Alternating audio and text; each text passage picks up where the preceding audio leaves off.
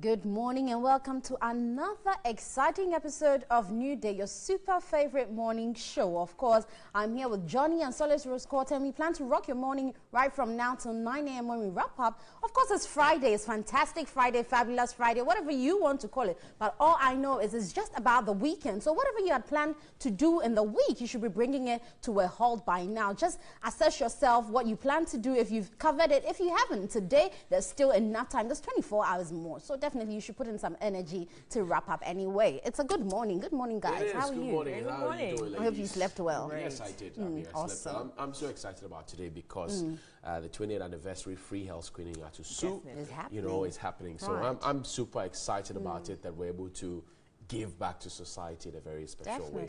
And that's what excites me. And you know, Friday is here, so. It is. Well, I'm also excited because the Alliance for Women in Media, we're meeting some members of Parliament today to present a petition regarding the traditional rulers and their influence when it comes to defilement and rape cases, and regarding the 4-year-old child that was. I'm told that yesterday we shared a bit of that petition here on the show, but I'm told that there are new developments, which are not so clear, but that's why we're supposed to get allowed the court. I mean, the police are supposed to be allowed to do their work and investigate. You know, not for it to be covered up like Kenyan and things like that. I mean, the time for those, it's done. Whoever talks about over. Ifyasem should drop dead instantly. Whoa, yes, I'm serious about it. Whoever talks about Kenyan Ifyasem should drop dead instantly. We should right stop now. the Ifyasem. Yes. A child's life is not Ifyasem. It's because of these things that people feel like they can do these things and then they can just go scot-free just because people don't want it to come out and there are family issues. But Ifyasem, we're done with that. Let the police do their work and then let the law take its course. It certainly cannot remain Ifyasem. No. I mean, I stand to read. Once the mother finds a problem with it and she's made it public, we know. So now you've allowed us in. So there's nothing as going back into privacy to deal with it or discuss with it. Listen, she's a child. She's a property of the state. We are also property of the state. But we have, I mean, we're adults, so we have the right to choose what we want to do. And so we speak on her behalf. Yes, so really, definitely. at this point, there's nothing like going behind. It's when we don't know that we can leave it to chance. And you can do whatever you want to do. But once we know, it's become our business as well. And so we'll take it. Ifye means home, right? Yeah. And if you are home and you consider that little girl as your nephew or your niece or your daughter, you won't do what you did. Yeah, exactly. Or little sister, you won't do. So there's no Ifyasem in this matter.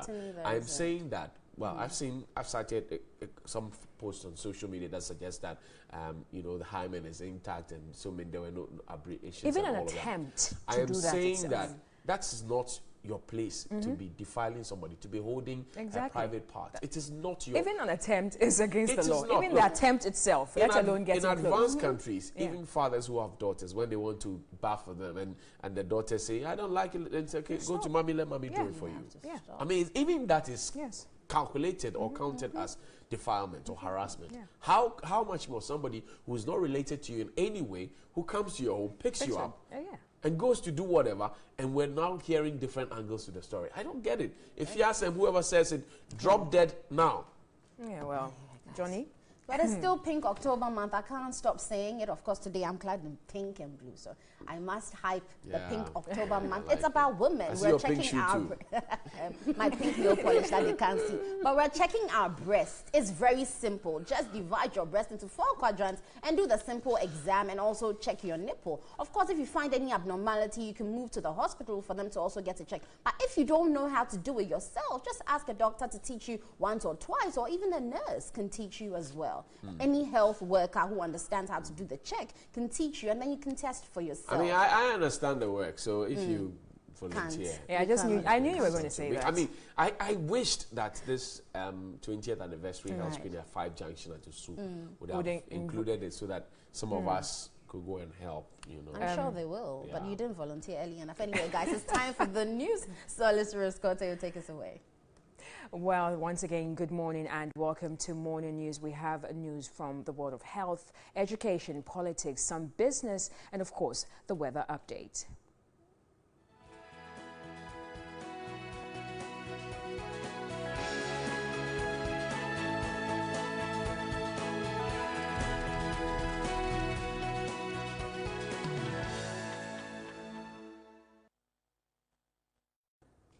Many thanks for staying with us. Now, coming up in this bulletin, now it has emerged that parts of Major Maxwell Mahama is missing after he was murdered. We'll bring you details of that from the pathologist.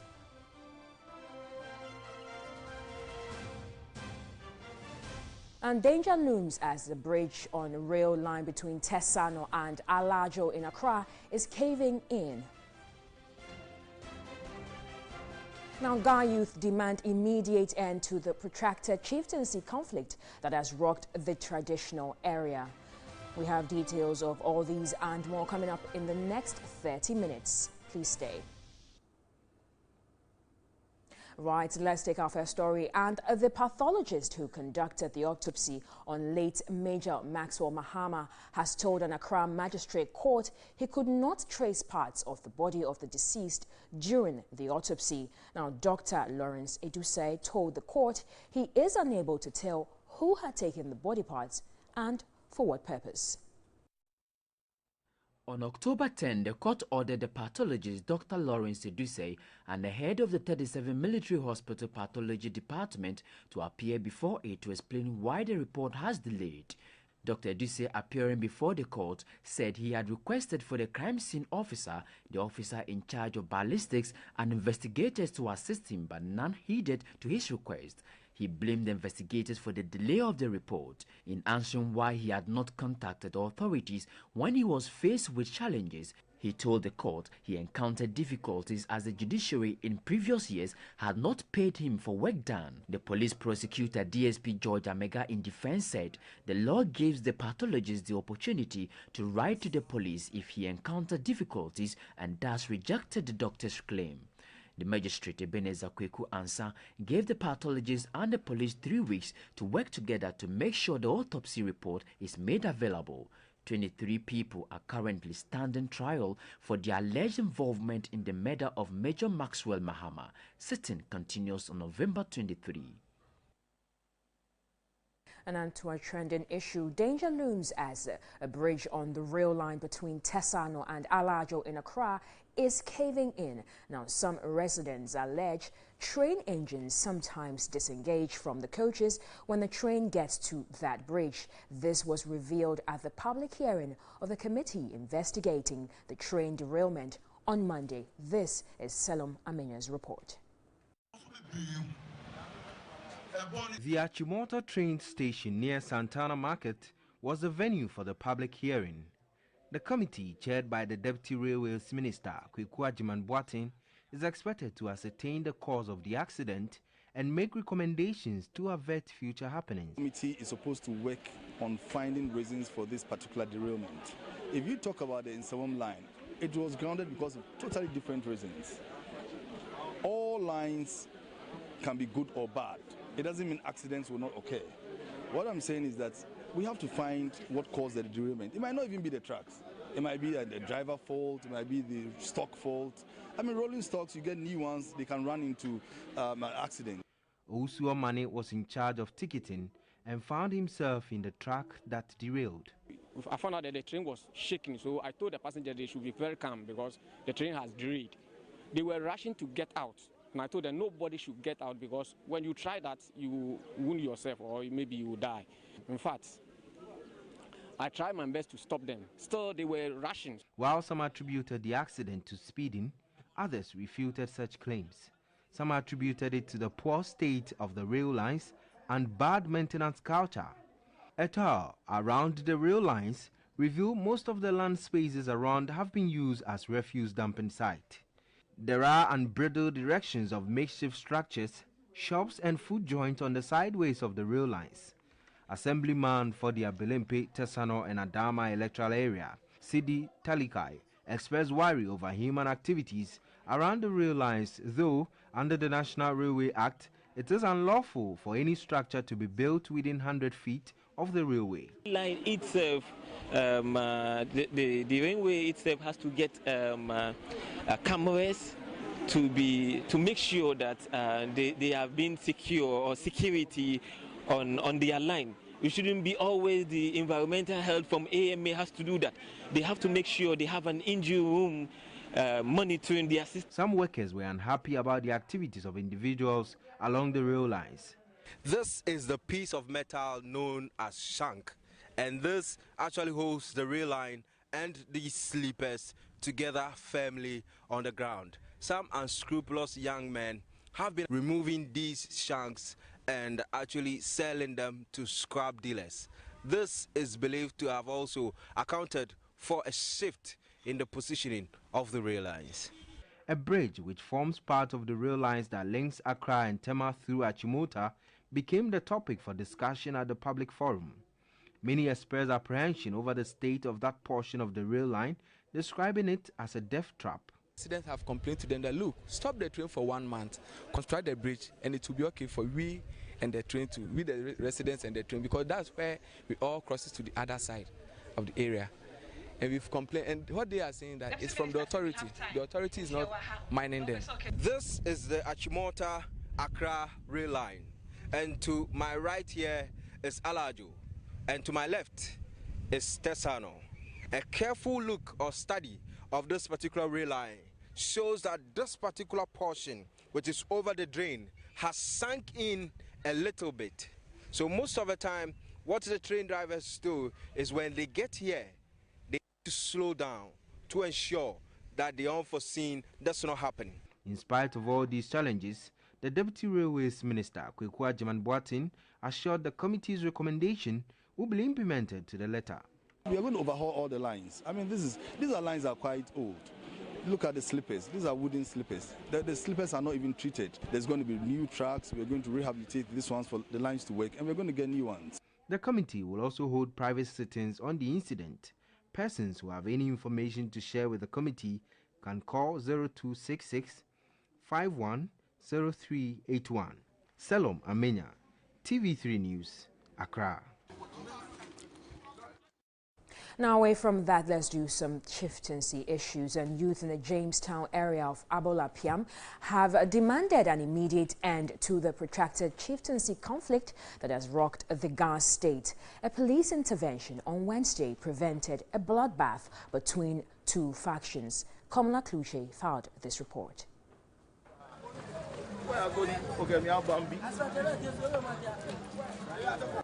For 12 years, Amate has been renting canopies and chairs in the Jamestown community. This business has sustained life for him and his family. His business is under threat with tension so high in the area. Working on this area is not moving on, as we all know, for the past days because of the fighting and the police people around here with the soldiers moving on and off. It's been a headache all over here. Police armored tanks stationed at the troubled spot situated in an Abolam Piamwe stool house. Even though calm, intelligence from the police is pointing to reprisal attacks. While these are a worry to the people, the community is one of the poorest in the country, and planned structures compete with cars on the street, creating a congested environment. A description of poverty plagued with conflict. Subjects cry out. Today, one faction installs a chief. Tomorrow, another also installs. It is chaotic. The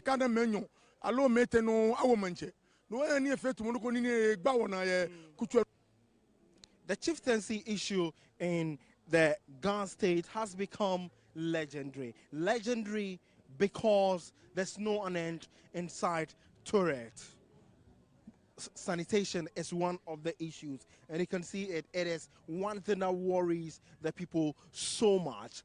Poverty is also very endemic, but the fights between the various houses claiming ownership to become leaders of the Ghana state is what is a bigger worry to the people. Will that solve the poverty issues?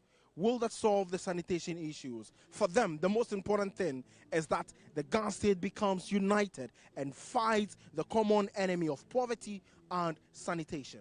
Kamala Kluche, TV3 News, Jamestown, Accra.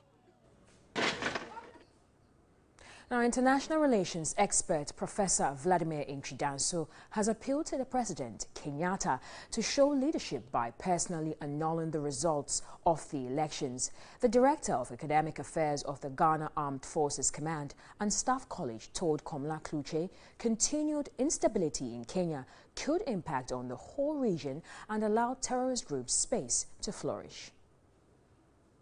It's a very dicey situation in Kenya, a very unfortunate situation. I do not think leadership in Kenya has done the country any good. Leadership, I mean the opposition, the government itself, and the Supreme Court. The country has shown a lot of divide, both politically and ethnically, as such. After the polls, which I mean obviously Kenyatta will win. Now with security challenges like Al-Shabaab, or do you think that they can take advantage of possibly the security lapses within that part of the African continent? Sure, that is our basic concern. You know, terrorists thrive in places of ungovernability, places of instability. When you have ungoverned spaces, the recruitment is high. They then occupy those places, those vacuums. And Kenya knows very well that Al-Shabaab at times uses its territory to cause all those atrocities in Somalia. And within Kenya, if they are having obstacles, they attack Kenya. We also know that Kenya's main port of Mombasa is a hub for landlocked countries like Uganda. How will this insecurity impact on trade and economics of countries which rely on Kenya heavily for import? The development of Kenya is going to be jeopardized. In the first place, Mombasa is not just a hub. Kenya generally is the hub for the interior, and Kenya is a giant in the East African community. Everything emanates from Kenya. In fact, the new infrastructure that they want all the way to the DRC, Goma, is running from Mombasa all the way through Rwanda and other places to DR Congo. And all these things may be jeopardized, may be stopped, may be hampered by instability in the country. Because if Raila Odinga want to stress things further, then the strategy would be to make Kenya ungovernable, to make Uhuru Kenyatta's governance, the second term of office, very, very unpleasant. In that sense, it means pockets of non-state actors within Kenya themselves will make sure that Kenya doesn't rise. And if that is the case, then the whole region is in turmoil. I would like personally to advise President Uhuru Kenyatta to show leadership, to show some stern qualities to save Kenya. Even if the elections are run, I would want specifically to show leadership. Yes, show leadership by himself annulling these elections again and calling for fresh elections. It will show his statesmanship. It will show that he has saved Kenya. He has saved Africa.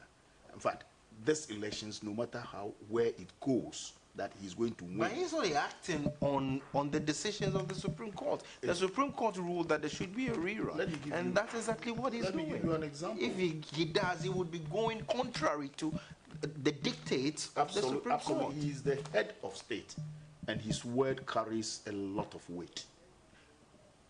The ICJ ruled against Nigeria on the Bakassi Peninsula. And so Cameroon should have taken the peninsula just quietly like that. Obasanjo saw how the people of the Bakassi Peninsula were bent on staying there, and his own army was bent on making that place part of Nigeria. He saw the crisis. As a leader, he stood up, called Paul Biya for a summit. They met, they decided on what to do with the peninsula to save their people from the scourge of war. That is leadership. What they did could have been against the ruling of the ICJ, but they met after the ICJ and decided on something which is acceptable to the international community. And I'm expecting the leadership of Kenya to show leadership and save their country. President Akufo-Addo has assured Ghanaians he is determined to ensure that the open border policy adopted by his government does not undermine the economy. He was speaking at the commissioning of officer cadets into the immigration service in Asinfosu.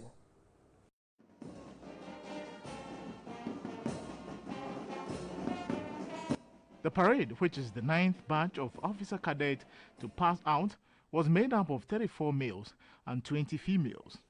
The officer cadets were admitted into the academy in December 2016 and passed through 10 months of intensive training. President Akufo-Addo said the process of regional and continental integration is an important measure to ensure Ghanaian businesses become more competitive in West Africa and beyond. The opening of our borders is giving true meaning to the ECOWAS protocols on free movement of goods and persons, and will spur on progress and prosperity for our peoples. That is why, since 8th June 2017, the Aflao border post has been running for 24 hours, and same has been extended to Akanu and Segbe border posts.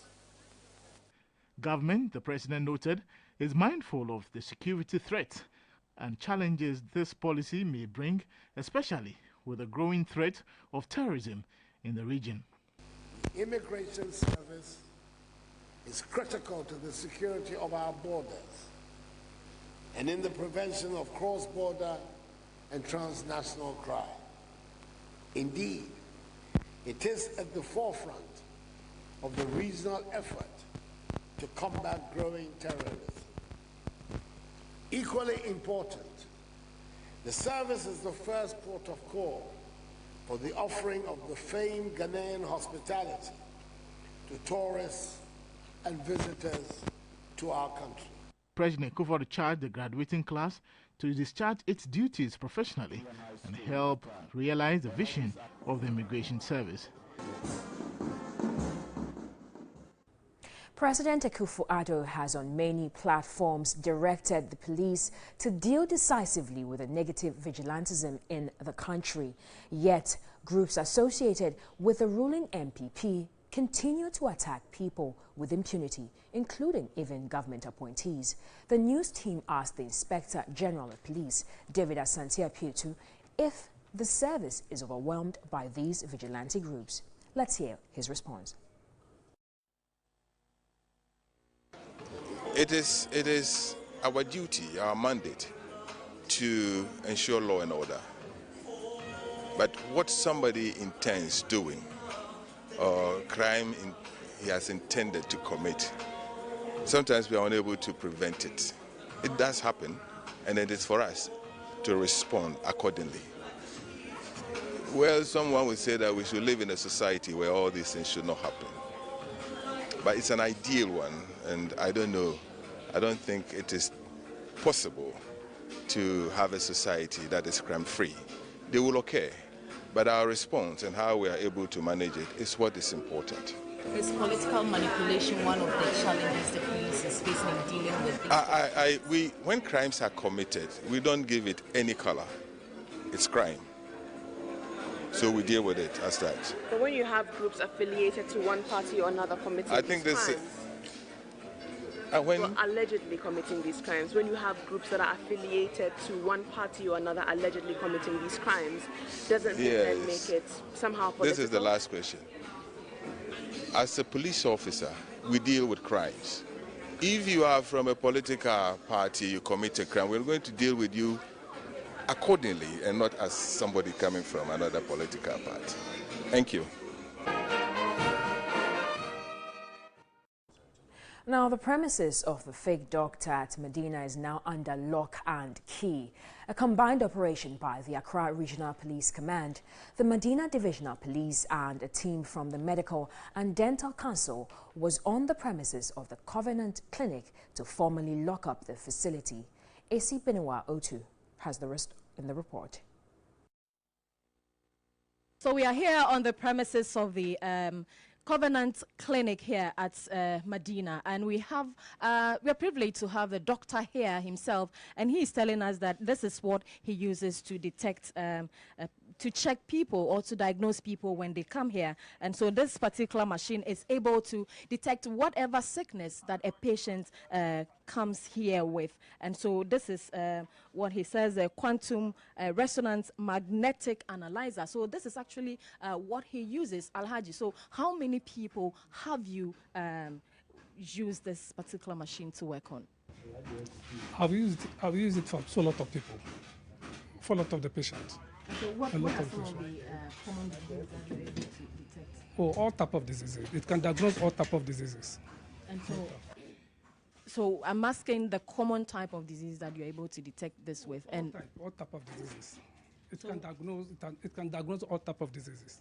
It can diagnose hypertension, high glucose level, like someone who's having a high glucose level, malaria, typhoid, or improper blood circulation.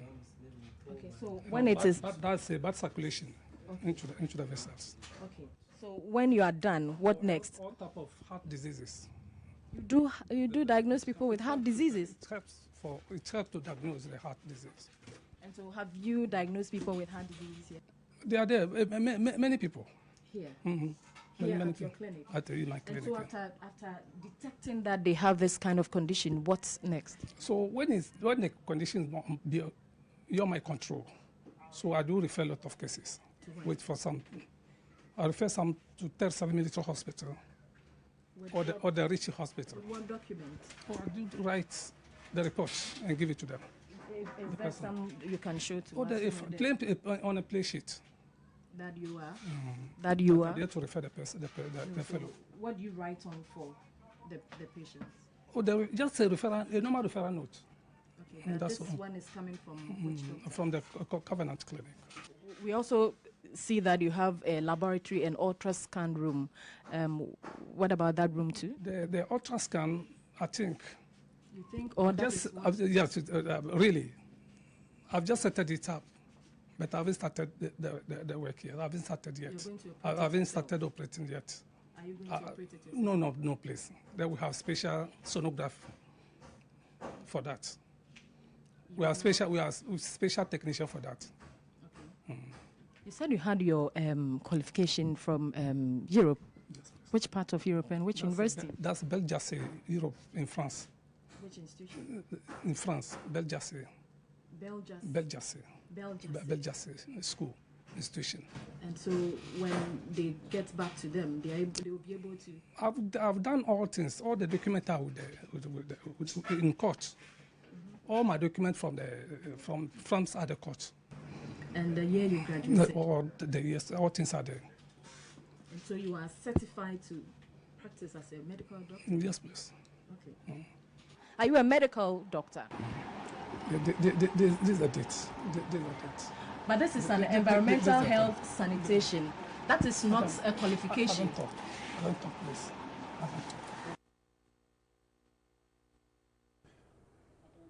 Well, TV3 will be following closely this story and bring you more updates as and when we get more information. It's now... I like the fact that he started it off maybe as a game.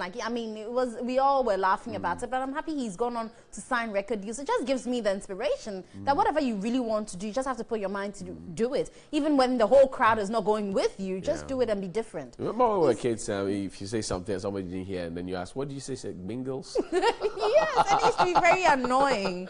Okay, 3news.com will start off this news headline segment.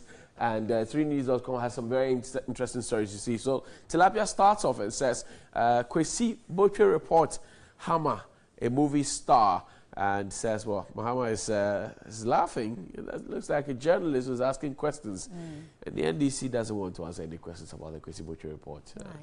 Do you find it fascinating that the committee was launched or announced publicly, and yet the party doesn't want to answer any questions? That's where... Johnny, people make things public, but then when the results come out, they want to privatize it. But for me, NDC is a party, they have internal affairs, however they want to handle it. Because at the end of it, I guess the report came out so that they can make something better. so that they can change whatever they find to be the faults. Work on it. So, I mean, really. For me, I think it raises a key question about political party funding. Right. It also raises a question for me about, you know, whether the Electoral Commission is unable to properly police the political parties. Right. Because it's supposed to be within the purview. It is. So, if Ghana as a state was funding the NDC party or the MPP or PPP, whichever it is, then we can make demands of them. But now, sorry about that. Now they fund themselves, and so it becomes. But then it's become a matter of public interest because they are by far the largest opposition party, and so we are interested in what they do, how they do what they do, the issues that, you know, perhaps led to the defeat in the election, which is why the committee was set up anyway. I just think that the party should relax, because what is happening now with the party executives and the chief scribe just said, no, nobody must see it. It would rather heighten interest, and people would look everywhere. Because you get and curious. Then, and then you have different versions of the report, and people will now misquote you, and that perhaps may be a huge problem for the NDC if care is not taken by the next election, because now people will be in the grapevine, people will be manufacturing things, people will be pushing rumors, and the times that you have to spend to push your political agenda and to sell your message and your candidate will be spent trying to respond to some of these things. I think that, well, I don't know, but it's entirely the NDC's decision what they decide to do with the report, how they decide. But you're sharing what you also think they can do. Of course, I mean, why not? I mean, yesterday Fred Agbenyo told Winston to go and pick a party card if he wants to know what's inside the report. Well, I mean, but I can say that not every NDC member, a card-bearing member, has seen the report anyway. So, I mean, even if Winston picks a card or I pick a card to join the NDC, chances that we'll see the report is very, you know, because it's been encapsulated. But hey, you know. Anyway, do we have more stories? We do. People will always be people. So they will. Good morning to our NDC friends. Accra is one trained coaches turned into lavatory. So as they train, oh my God. So the train that derailed, and the coaches are parked there. And people around the Sawam Achimota area have turned it into a lavatory. Is it only a lavatory, or people actually also live in it, Johnny? In a place where housing deficits are real, you know, squatters would always be squatters. People will always make turn opportunities to their favor. And so I think it's not only lavatory will be the worst of it, but I know people also stay there. And obviously if they stay there, they would want to have a place of convenience, and that's what it turns into. So our trade, yay, Ghana. Yeah, and we'll spend money now trying to get new ones instead of refurbishing the, Okay, Ashanti Region Police arrest self-styled lawyer for fraud. Self-styled lawyer, self-styled doctors. I don't know. Do we have engineers? Self-styled engineers. Sure. If we go looking for them, we'll find them. So what is it about people wanting to be called what they are not? What is it? I mean, for you, you're a doctor. When you see people who are not doctors who want to be called doctors, or who have some honorary doctorate degree, which we all know must stay on paper, and they go about calling themselves doctors and demanding that they should be called doctors. Johnny, if you know your self-worth, I really don't feel anything, because I know what I have, I know what I willed. I think that it comes down to your I'm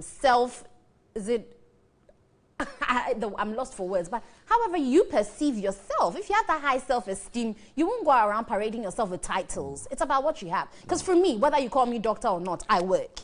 You get me? So I think it's about what people want, self-acclaimed interest. I want to be called a lawyer so that I can go into certain corners, get certain favors, do stuff I'm not supposed to do, all in the bid for getting money. So it boils down to what they want at the end of it. But hey, we've allowed it. It's become a system. It's too many of those. Every day you find them. He's living on people's monies. And if you, 748,000 Ghana cedis, he's duped people to that tune. And he's fake.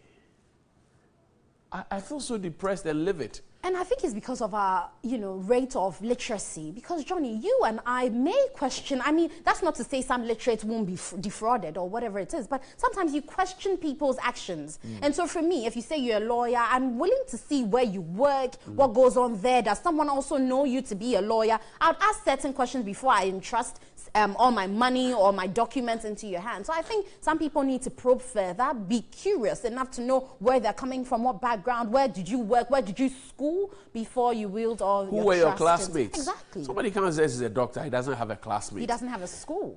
You're wondering whether they mentioned. Anyway, so Ankafo staff demand removal of hospital director. And interesting. That's Dr. Dodonyo, right? Yes, they're asking him to go. Yeah, Dr. Dodonyo, was he at the Rage Hospital? But that's not him.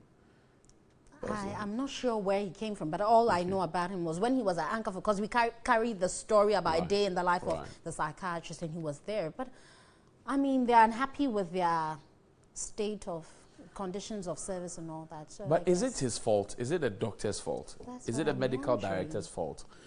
Or is it a problem of, the structure, Ghana Health Service and Ministry of Health? Is it? So what is the problem? Why are they putting the problem on the man?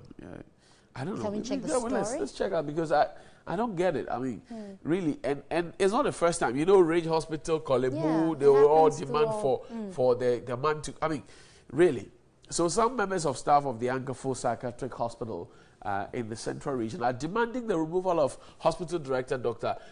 Eugene Dodoy. The concerned staff have therefore petitioned the Minister of Health through the Mental Health Authority to take immediate steps to relieve Dr. Dodoy of his post. The petition intercepted by 3news.com says, since Dr. Dodoy was appointed 2 years ago, he has embarrassed staff countlessly. He has ruined the therapeutic relationship that existed since the inauguration of this hospital. Staff have complained several times about his poor relationship as well as the disrespect for staff, but he is unconcerned. Staff have petitioned the Mental Health Authority severally about the development, but nothing has been done. They also accuse the wife of Dr. Dodoy of using official vehicles to run private errands, and the director's wife, who is not the staff of the hospital, was seen on many occasions driving the hospital's pickup to run her personal business. Oh no.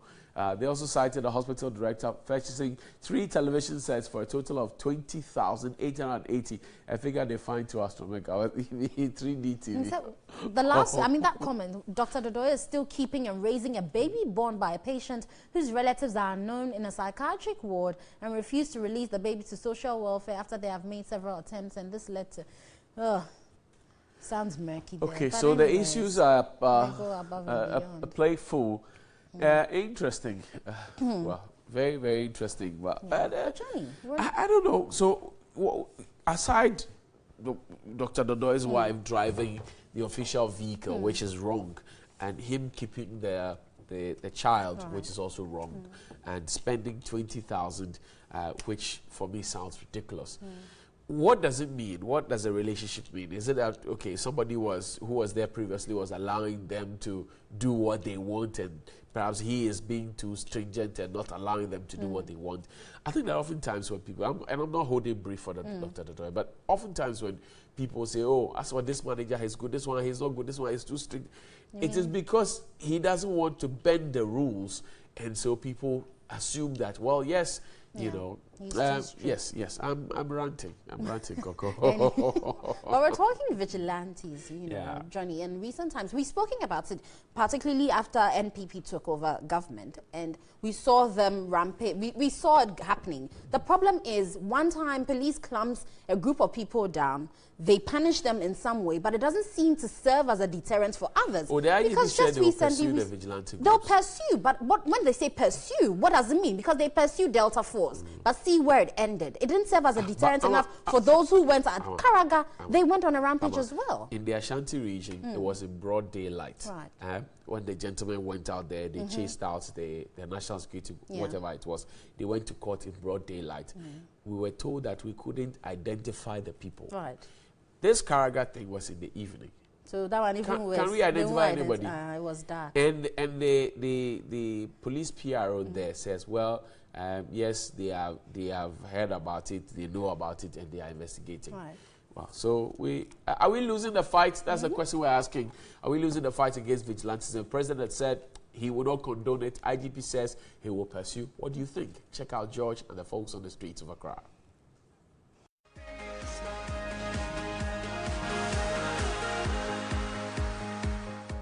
Today's discussion is on vigilantism. At a point in time, we thought the activities of these vigilante groups had come to a halt, but it appears that is not the case, as some Irish youth of Karaga and the northern region chased out the DCE for allegedly causing the arrest of 2 persons. That said, in Tama, invisible forces also threatened chaos if government failed to provide them with jobs. The list goes on and on. And so the question is, have we failed in the fight against vigilantism in the country?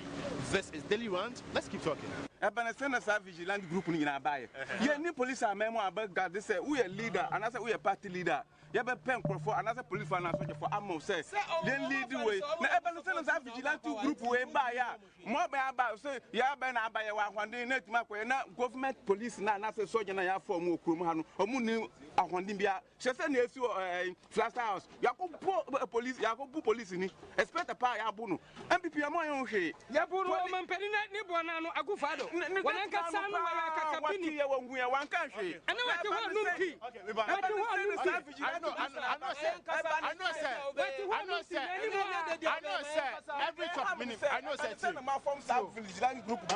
know, sir, with any topic we are, you be making sure say for politics. You know, but vigilantism, I don't know. Say then be a 2-bit trap.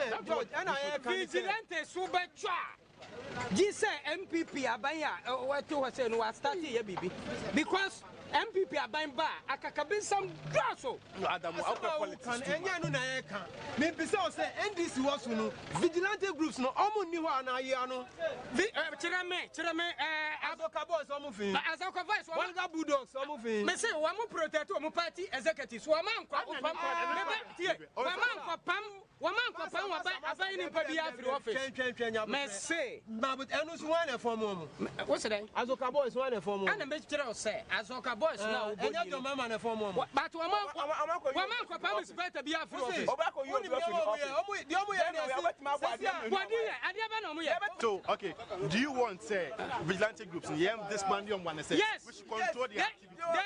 Disband we should ban them. If it were to be the reverse, anka won kasa say. What me say anka won kasa say? If be anka the other way around now. And if the other way around.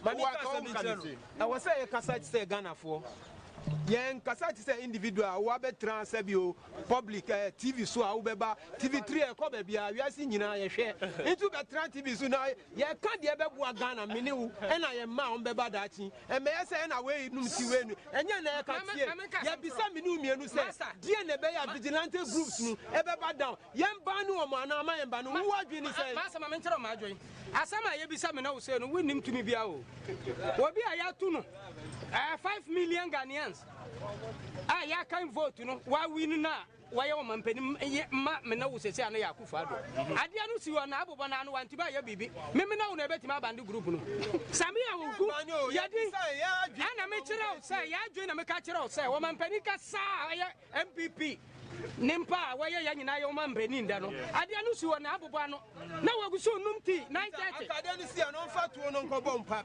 ya njali nimpa nanu ya onu na bejeli wa wana ye mapeni wa baba wana ye mapeni wa obi mesi wa on dia ko yin wa prison onu onya sa onu di mra na ye juma anti marane ane sa yanja yambu puspata ni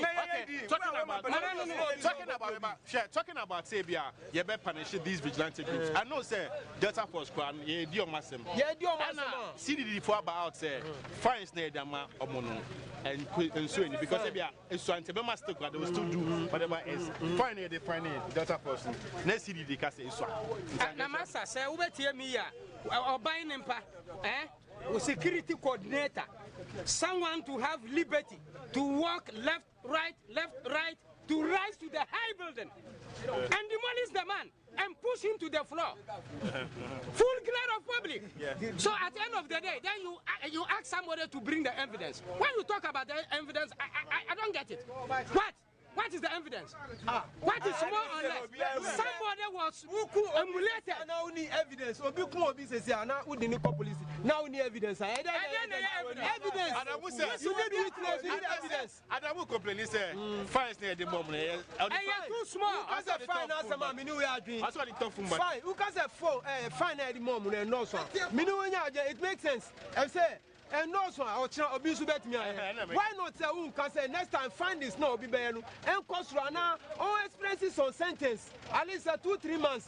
Who can say it makes sense? Then you bet who can say for now who can say who attacking president now? Me no nya ade. Ma say you to aban ahwana number 1 security our Ghana Ghana. Yeah.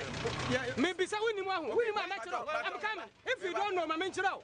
In there, you can say brigadiers for no one now under command of presidency. So, President Akufo-Addo is the #1 security officer in Ghana. If you don't know, let me educate you on that one.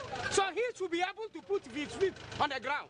But so that's same president. We work with constitution. Okay, that's so the constitution says they should beat somebody. They should. That same president, our commander in chief, they say yes. Vigilantism, no. It has been under control. At least they've done some. There's been some efforts. I didn't see it. You've not seen it. I have not seen anything. I've seen it. Recently, somebody should go. And sack a security coordinator from his office. He was demolated.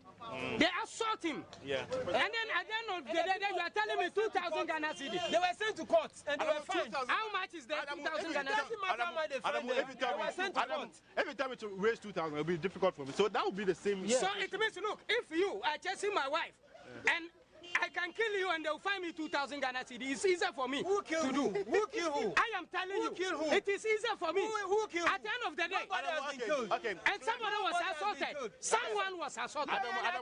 They've been fined. So are you telling me in the constitution the assault case will be fined within the remit of 2,000? Is that what you make your case? It is how you make your case. So the thing is, and the good lawyers that you have. Who makes you are supporting impunity? So clearly, this one, look at him. Are you supporting impunity? Clearly, Vigilantism in the country. But I'm still what is the way forward? The way forward is that the president of the republic, President Akufo-Addo, I don't want it to be just the president. It will be like different presidents will come. So what is the way forward? Look, let me put this across. Yes. Assuming the Togo, they're nearby. Yeah. And when they need the security here, there is no way a layman like you and I can give them any assistance. No, for sure. Yeah. It is the presidency. Yeah. He's the #1, commander-in-chief. That word, define it. Commander-in-chief. Yeah. He has to sit up. Yeah. If they can chase somebody, I'm coming. He's the commander-in-chief. Yes. So on his compound, they can put somebody and eliminate him and do him whatever they want as a security officer, sergeant or corporal. For that one, I can't define. George, because I am not. But why would you also address the people, those vigilante groups? Why wouldn't you also talk to them? George, and leave the president. They say talk to them. George, the whole thing is that vigilante groups. The only thing I was saying, for the meantime, they ban you. Okay. In the first place, they ban you. That's why I say waba power. Waba power. Ni mind Ghana no no so person party papa ebesum na ye. It is a no onye adwuma kra enu nkyere se say what promise am say wo ba bo ma adwuma ye basa na mo ma adwuma ye promise am na only qualification na wonu say ade na wan bisa no say wo na say no afa no to am Ghana ye in August this year our tema Invisible Forces Act 13 say Obema Temaye Butubutu if Abanya Momu Juma. Yes, George. And these are people if you are sure okay, I'll give you job. These are my friends. So if back out now 1 year. George, we are all Ghanaians. Me, my teacher party t-shirts, my cheche, my koram, mama. Mami come and say me. My nyama bebre. Na ubi say party bar power no. Minko obi anso frame me say hey, una occurrence na o teacher yen t-shirt. Yeah, fighting for Ghana. E bia aban bi wo so ye ho say nyama nkitinkitin bia e koso na e bia nya man ye pese omusisa. Na say fight na party biaba. Vigilante groups now on. Me did say, and you are not fighting for your own selfishness, for the sake of Ghana. That you all fought for one common goal. If the party is in power now, just exercise patience. Muntu mubu na The Papa party need Well, these are the concerns coming from the public. The one government to ensure the activity other concerns they have for government. Let's know what you also think about this. Log on to our social media platforms. On Facebook, there's news on TV3 and on Twitter. Thanks for watching.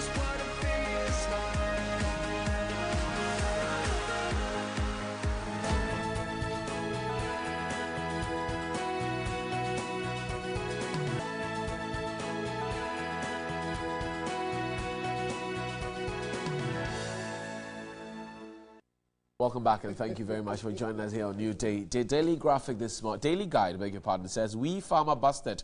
No food for NDC polling agents. Botwe report reveals. Minority rejects special prosecutor bill. And Afoko killed Adams, witness says so." The Ghanaian Times says, Reverend Amafo Blay, others appointed board directors of NTC. MPs engage in crossfire over Special Prosecutors Bill 2017 and government to launch campaign against corruption and punctuality, according to the Minister for Education, Mustafa Hamid. No recognition for self-styled GA chiefs, according to the regional minister, Ni Ama Ashite, and will pursue all vigilante groups, IGP says so. MTN sanctions 3,000 agents for mobile money fraud. New boards for state-owned media, Professor Kakare chairs graphic. Energy bond realizes 2.2 billion and 22 million mobile accounts, 11.6 million bank accounts in Ghana. That's interesting, though. The Ghana Palava says Akufo-Addo's nephew gets petroleum sector appointment. Baumia's brother lands top interior ministry post. And Boache Jacko is candidate for jail as judgment debt looms over refusal to pay a merit contract fee. The Independent says plans on course to make Ghana an aviation hub. Akufo-Addo and mobile money fraud, MTN to train judges. Finally, the front page of the Gold Street says domestic tourism spending hits 698.4 million Ghana cedis. GSS survey shows Ghanaians spend more on funerals than leisure. And because it's Friday, perhaps we'll touch on this briefly. While we ask the gentlemen who have joined me whether they have a funeral coming up or whether they will be visiting a tourist site. Dr. Clement Park is MP for Bosa South and is joined me. Doc, welcome. Good morning. Thank you. Nice walk. It's a symbol of tourism, isn't it? Yes, yes. You know, as somebody who likes to promote my culture and my history and my heritage, and we are all encouraged to do the same. I like donning the smoke. And this one was given to me by my main men in the Bosa South constituency. So, you know, I greet them, my Pusini, Nisoluk, Busgamena, my Pusini. Nice one. Eric Chum is Deputy CEO of the Ghana Export Promotion Authority. He's also wearing Ghana. Eric, good morning. Right. How are you doing? I'm very well. How are you? Following the president's leader. Very, very, very much so. I think that apart from everything else, it also boosts the local economy because it gives jobs to our local people. Let's start off with the Ghanaian Times. The IGP says will pursue all vigilante groups. This is not the first time we've heard about it. But it looks as if there's lawlessness everywhere. And my question is, are we losing the fight against lawlessness, vigilantism, whichever it is? Are we? Doc? Well, let me say again to you and my colleague Eric here, fine gentleman. Good morning to viewers.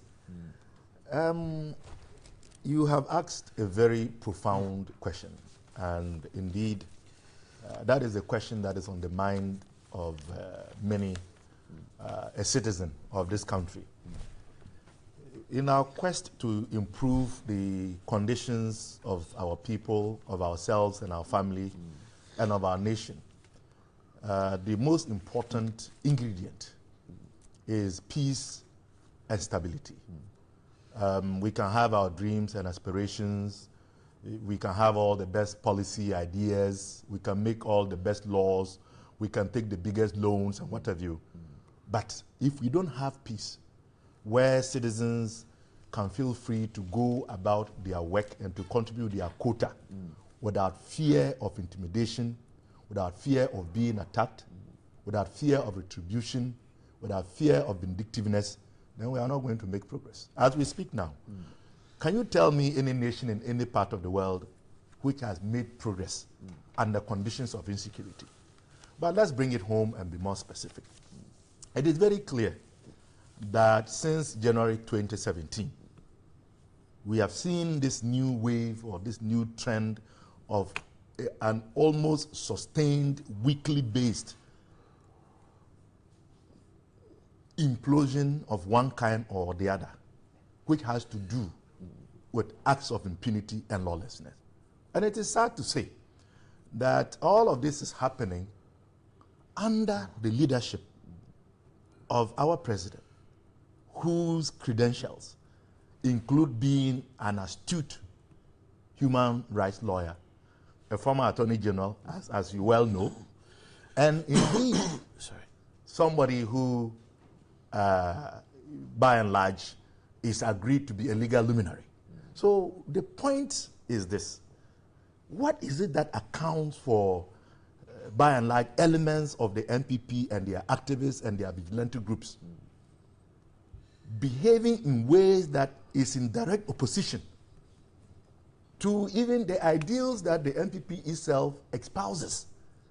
I mean, we know, if we are looking at Ghana's political history, listen to political commentators, particularly from the NPP, they always, create the impression. Now I think it's an impression because what is happening on the ground does not complement what they've been telling us. They always create the impression that they are a party of the rule of law, they respect the processes and the procedure. And yet what do we see? We saw it begin here in Accra at the seat of government. The president has made a statement that the police should act. In fact, but the you see, that IGP is the problem. assures that is the problem. You and I sitting here, we know that the type of governance system that we operate is the executive that has the authority. The president is not designated and given the powers as the commander-in-chief for nothing. He is the one who has to make it happen.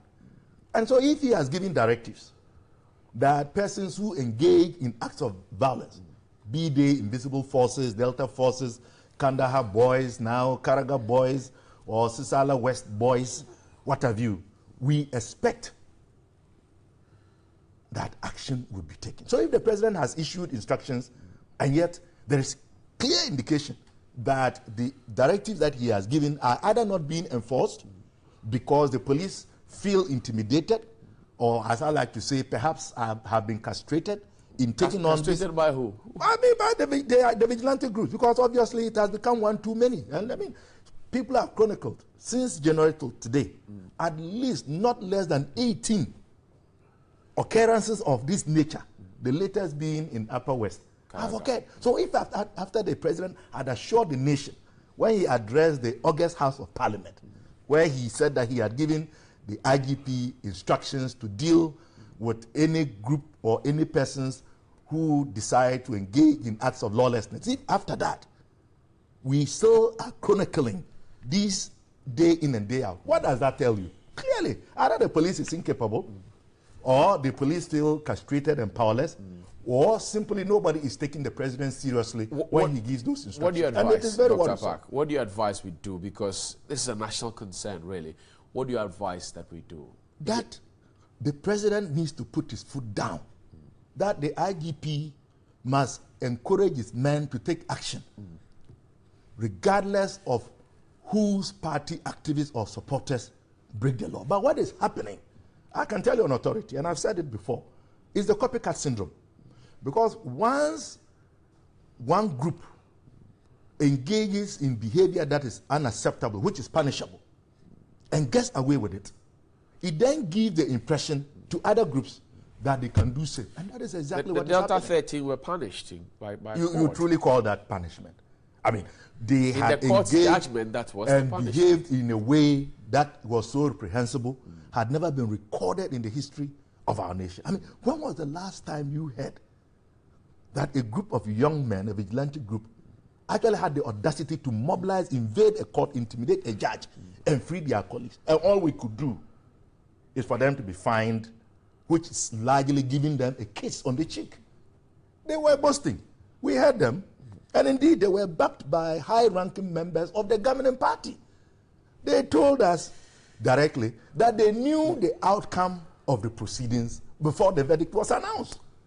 So when you have situations like this, what is the deterrent to prevent other groups like the ones that we have just been told about engaging in similar acts? So, as the saying goes, when the fish is going to rot, it begins from the head.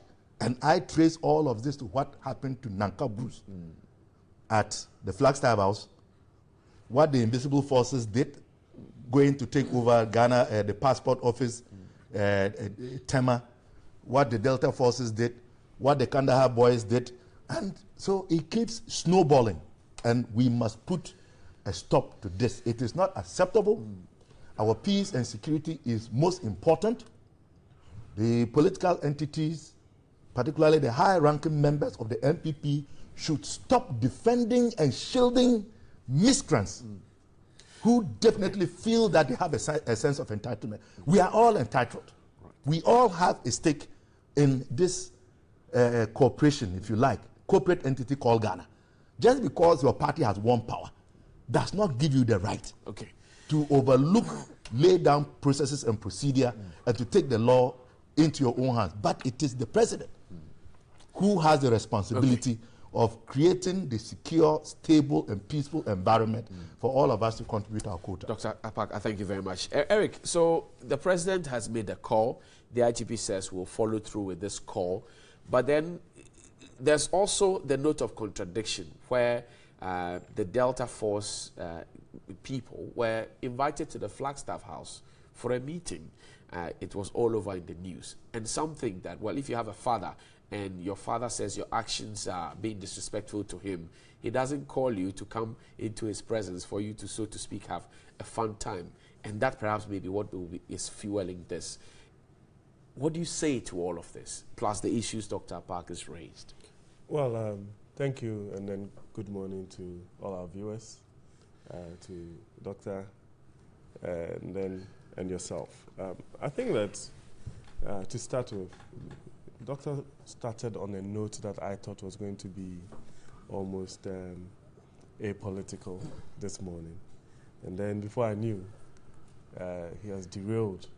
He did? Yes, he has. You see, when you want to essentially attach everything to the president, His Excellency the President, and this is something that they had done even whilst he was a flag bearer, an opposition leader, and that everything that basically goes awry is the doing of President Akufo-Addo. I mean, once you do that, basically you debase the conversation. Doesn't the buck stop with the president? There's absolutely no doubt that in terms of ultimate responsibility, it sits with the president. And the president has shown conviction by stating categorically that the individuals who have been engaging in these acts should be dealt with by the police. Okay. And by default, what it means is that the police have had the opportunity and have all the power to do what their core mandate seeks them to do. How many orders does the police get? Let me make my point. If there are essential challenges in terms of them being able to execute that mandate, let's by all means have a conversation around that. I don't think that anybody in their right state of mind would countenance behaviors like that. You understand what I'm saying? So for me, the conversation should not even be about NPP vigilante groups or NDC vigilante groups. Once it's in discipline, it's in discipline. Do we know, Eric? Sorry, Eric. But you're not sorry about that. Sorry about that. You're saying that. Yes. I want clarification for myself and my viewers as well. You're saying that the president has given the order and nobody will countenance this if you're in your right frame of mind. Exactly. So the police may have challenges. Yeah. Do we know the challenges the police have, which is preventing them from performing their core mandate? But I think that the police or the IGP is best placed to actually answer this question. I would essentially be asking the question, wow, so if we live in a community and these are individuals who are meant to be a vigilante group in a community, and there's police presence, we have BNR officials, we have national security officials, and all of them in that particular community. And these individuals are individuals who are not faceless individuals, but people that we can find and trace. Then something has to give. Somebody has to take responsibility and make sure that these people are brought to book. And I think that anybody that speaks on this issue is of the view that people who indulge in these indisciplined acts should be brought to book. Apart from that, you see, when we start having this conversation and then my good friend Doctor goes on this tangent, it gives a perception that we want to equalize. Okay. But I can give you a plethora of examples. There was a time when it happened that NDC had come into power, and there were individuals who were thinking that the appointment of Honorable Haruna Idrisu, for instance, had taken too long. They burnt offices, they burnt billboards, they went on a rampage in Tamale and its environs, right? Was it because President Mahama had actually instructed them to do so, right? There was occasions where there was meant to be a tendering process in one of the municipalities up there, right? And people actually went there, took the boxes and burnt it and all of those things, and the tender process didn't go through. We've had district chief executives being shot and all that and killed in some districts in the past under your watch. So for me, when these things happen and you don't deal with the germane issues as to what is even the root cause for some of these challenges, and you start listing, right, incidents that have actually happened under the watch of President Akufo-Addo, and then I go back and tell you that under your watch, X, Y, Z happened, then where are we going? So for me, it's important that... Nowhere. Exactly, that is what I'm saying. Which is what I'm asking. So the note of contradiction, you have not responded to that. No, but nobody has contradicted anybody. I can. That's what I'm saying, that I can give you examples. When you're talking about contradictions and you're talking about... No, I'm talking about this particular one. Right, you know we don't have a lot of time. But let me make my point. You see, when you're talking about contradiction, you're talking about double standards and all that. There was a period in this country where there was a by-election in Tripoli, where an individual was seen on national television wielding a gun, where people were shot. As we speak today, under the watch of NDC, I don't know where that individual is, but they were not even able to bring that person to court. But that is why I am saying that if we go towards this tangent where you say that there's insecurity, I am not following Dr. Smith. I'm trying to suggest that. Let's move away from this whole idea of that there's insecurity and that something has happened at the Flaster Bar, there's something that happened in Kumasi, and by virtue of that, there's insecurity in this country. And I am saying that if you go by that logic, and I'll give you a plethora of examples, I'm not lying. There was a time in this country. Eric, we know the examples. There was a time. No, let me run up. There was a time in this country where Eric, individuals, Ghanaians, were murdered in broad daylight at Agbogloshi. Eric, we can do examples. Exactly. That is what I'm saying. That is I'm saying that my simple question is, the president said he won't condone this. He has subsequently given an order to the IGP to make sure that the law works to bring the people to book. Now, following which, there was a meeting with the Delta Force and Chairman Chieftaincy up there. So, question is it not contradictory? No, but that is why I am saying that.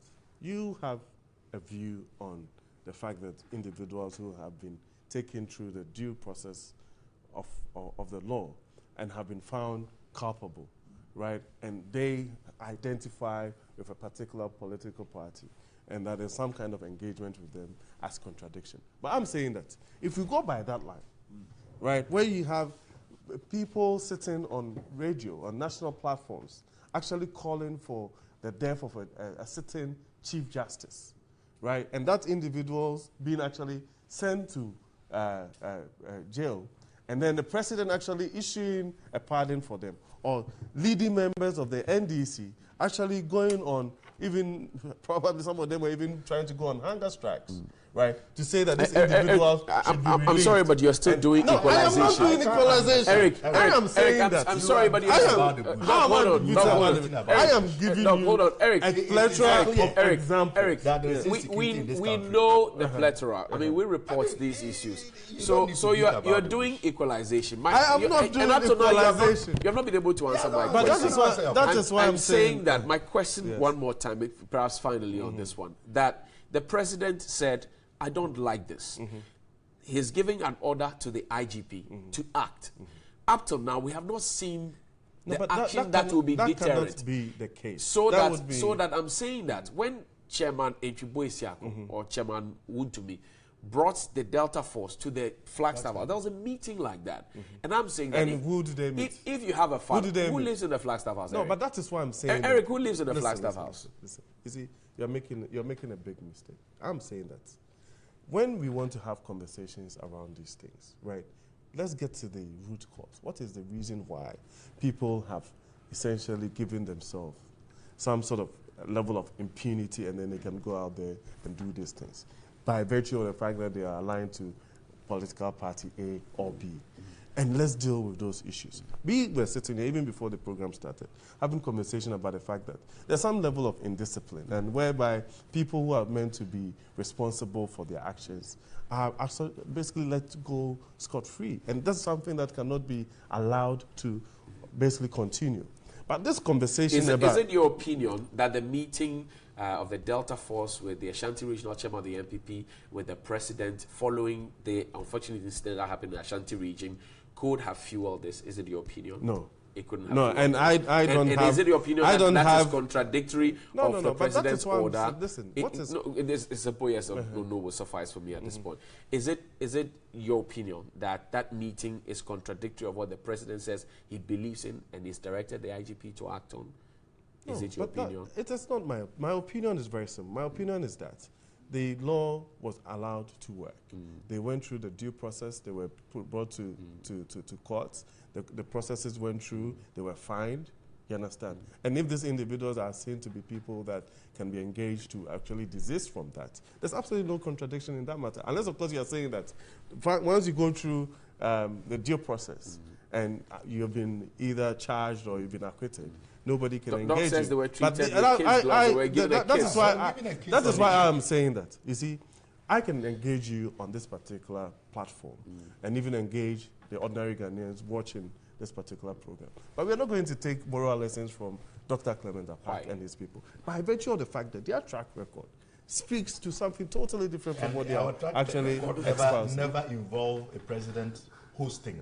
But you people, you had nobody else. Listen, that is why I'm saying that. When the Muntie 3, and that was not a court, the Chief Justice who actually superintends over the court system was actually threatened. Some individuals actually threatened to even do all sorts of nasty things to her that I can't actually repeat on this platform. When leading members of the NDC were out there signing petitions and all that and releasing them, and the president actually cowing and kowtowing to their pressure and actually issuing a pardon for them. Is that what you're talking about? So my big question to you, gentlemen, and has fueled and encouraged. It hasn't done anything. And I've given you examples of incidents that happened under your watch. Has enhanced and encouraged this type Gentlemen, away from that, it is clear. You can't run away from it. Let me give you both 30 seconds each, and we'll be very stringent on that. So beyond the equalization, beyond the plethora of ideas and examples that we have, the compendium of things that we're listing, can we ever get beyond this point of lawlessness? Doc, 30 seconds for you. Eric, 30 seconds for you. Well, I don't think we have a choice. We have to. Because the peace, unity, security, and stability of this country is our collective responsibility. And the president swore an oath. I have a copy of the Constitution. I always carry it. He swore an oath to protect and defend. And that includes all of those persons who are being victimized by these blatant acts of lawlessness, encouraged both overtly and covertly. So can we by the ruling party get beyond this point of lawlessness? Well, if the president decides that he is going to go by what he has sworn to do, I don't think that this should be a problem. Because if the IGP cannot give effect to the president's orders, who appoints the IGP? Why is he at post? Okay. I mean, what is the purpose? Eric, can we get beyond this point of lawlessness? I believe we can. I think that it's important that... How soon can we do this? The call and even the caution that has come from the president and even the IGP and leading members of our society to the effect that this particular behavior cannot be countenanced and it's something that needs to be nipped in the bud ASAP. It's important that we also agree that, listen, there are certain things that have probably led to some of these things. Let's deal with those issues. There are people who claim that it's a vigilante group, right? And sometimes I get a bit worried because we are actually probably fueling this sort of behavior. Because a group of individuals can get together and go and essentially misbehave themselves somewhere and be called a vigilante group. You understand? Me, I first heard about vigilante groups when I heard about Azoka Boys and all of those. Okay, let's move on. But that is by the way. I feel that it's something that, and a point of caution to the young people of this country, indiscipline will not wash. And the president has shown a commitment and the conviction is there that any individual who basically engages in acts like this should be brought to book. And you can't do that if you have grievances, if you have issues, there are proper channels to be able to deal with them. And of course, nobody would... So for you, we can go... Let me need to move on now. Your 30 seconds is long gone. Yes, listen. A lot of people, some people would be unhappy with some, what do you call it, appointments and all that. There's always going to be disappointments, right? But there are different ways and there are better ways of dealing with these things and the grievances that come with it. Agreed. 050-823-5228 and you agree to. I agree. You agree on this on one. The last part of it. So join us on WhatsApp. Let's go on now to into Parliament. Doc, you're in Parliament. Yes. The Special Prosecutors Bill is back in the chamber. Second reading happened yesterday, and there was crossfire, sharply divided. The minority thinks that, well, there are some subtle way to want to amend some portions of the Constitution, and which is not right per 296 of the Constitution 1 and 2, that says that you cannot do that by an act of Parliament. The majority thinks that, well, this is the right time because we want to fight corruption. Calculating the cost of corruption, are we getting towards the end? Would the prosecutors' bill change anything at all? Well, I think that we all agree, and it was made very clear on the floor of the House yesterday by our leader and those who spoke on behalf of the minority during the debate that we all want to fight corruption. I don't know of any government that has been in charge of the affairs of this nation, be it civilian, constitutional, and or military, that never had an agenda to fight the canker of corruption. We all understand the negative implications of corruption, how it can destroy society, it can destroy democracy, it can give avenue and room for the criminal element to take over, essentially. I mean, practically, even if we look at in the area of development, how acts of corruption can deprive hospitals, for example, from having the needed drugs and supplies, how roads perhaps will be shortly done. So we understand the implications of corruption. And I think that is why we have said from the onset when this bill was proposed that we are not opposed to it. But as a responsible minority, we must also point out any deficiencies in as far as the intended purpose of the bill, which, you know, we hope will become a fine law, is concerned. And particularly so, as lawmakers, we must always debate and look at proposals within the context of what the Constitution says. And that is why, if you listen to our side of the argument, we certainly never said, and we didn't say yesterday, that we are opposed to it. We are just drawing the attention of the majority to what we see as a constitutional clash with the nature of the bill as being proposed. And that is why we have quoted Article 88.3. I mean, if you look at Article 88, where it talks about the powers granted the Attorney General, it is very clear. And if you look at the draft bill, I mean, even with the over 100 amendments and more, it's not even done yet. But so far, over 100 amendments have been done. It has improved from the original version. But you cannot say that the special prosecutor is going to be independent, when indeed the current wording says that the person to be nominated and, if you like, approved by Parliament to be special prosecutor will be generally nominated by the Attorney General. So where is the independence? So then the majority raises a question about the Attorney General's delegatory powers, power to delegate some of his functions. Well, and that is the argument that we are making. So if the Attorney General can delegate powers that the Attorney General has, it will require an amendment of that Constitution. You simply cannot use an act of Parliament, and that is why I like the fact that you refer to, I think, Article 296. Article 2. 1. Yes. 1 and 2. Where it says, and our leader was very clear on that, that you cannot amend, that the Constitution shall not be amended by an act of Parliament. It's not possible. So you can't simply just take some of the powers of the Attorney General and give it to the special prosecutor.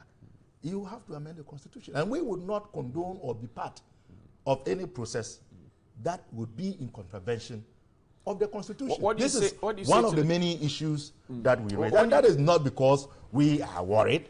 We have no reason to worry, because as it is now, we have the requisite state institutions.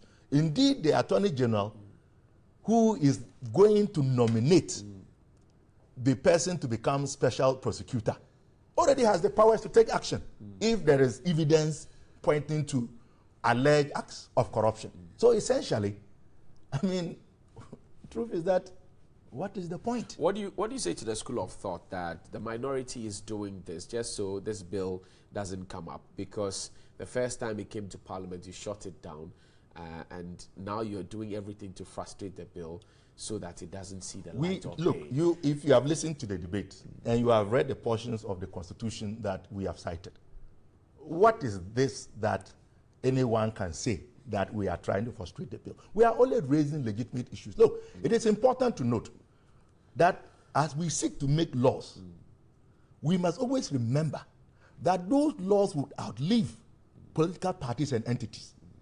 And we have said it clearly. We want it to be done, and if it is going to be done, it should be done right.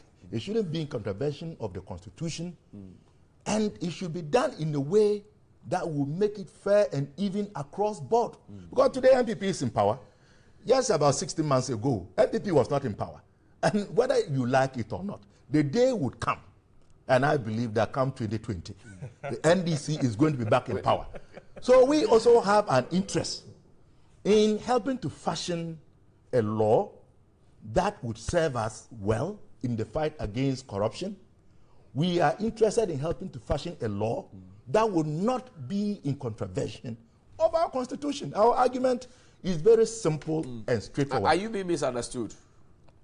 It is deliberate, because, I mean, we have quoted Article 88. You have read it. The Constitution is here. I can give it to you to refer. We have all looked at Article 3, Article 2, and the relevant portions of the Constitution that we believe certainly presents a challenge within the context that this bill is being proposed. But, well, as the saying goes, we will have our say, they will have their way, but we would register our reservations based on principle, based on the Constitution, in the bid to ensure that when it is done properly. Because we believe that laws must be made to enhance the evolution of society. Let Eric step in now. Eric, so the special prosecutor's bill promised at the election, and now the president is following through, Attorney General is in Parliament to push it. Do you see this as a frustration, the calls by the minority, and the questions being raised? I would look at it from a different perspective. Tell me about it. I mean, one thing that I am almost always very encouraged by the president is the conviction that he has shown since he's come into power. And that all the things that he actually espoused whilst going around this country begging at the time when my friends in the NDC were ridiculing him for Ghanaians to give him an opportunity to lead this country are things that he has actually followed through. Now, this special prosecutor idea is meant to do one of two things. And he mentioned a couple of them, whereby it's imperative that we understand that we live in a system where some of the things that have happened are things that can never be allowed to happen, especially when we want to develop as a country. Now, it's meant to deal with the issues of corruption, which we all agreed that has become almost endemic. I mean, President Rawlings at a point says that the NDC, under the watch of President John Mahama, has actually taken us into an abyss, and that corruption has gotten to an all-time high. You understand? And there's so many examples of that. Whilst some of the corruption can be attributed to politicians, half of the alleged corruption. Let me finish. No, you see, I was quiet. Wasn't I quiet? But these are matters. Okay, but did I mention somebody's allegations? Name? Okay. Because as we speak now, there are allegations of corruption against people working in the flag house. So that's what the allegations about. Let him have I don't do that with you. You know that. Me and you are not on that. He's a nice guy. Yes. My point is very simple. That whilst alleged corruption practices would be attributed to politicians, there are also a number of people who come into play when we talk about corruption. It's important that we look at this from that big picture perspective. For instance, about a couple of weeks ago, I was at a public accounts committee hearing, right? And I sat through, apart from our authority or agency, there are other things that were happening that we can't allow these things to continue. That every year, when the Auditor General's report comes out, right, and we go and sit at Public Accounts Committee, people are basically treated with kid gloves, and they're plundering the resources of this country. Resources that can be used to better use, will be used to improve the lives of the average ordinary Ghanaian in the villages, in the cities, everywhere. So it's important that we look at it from that perspective.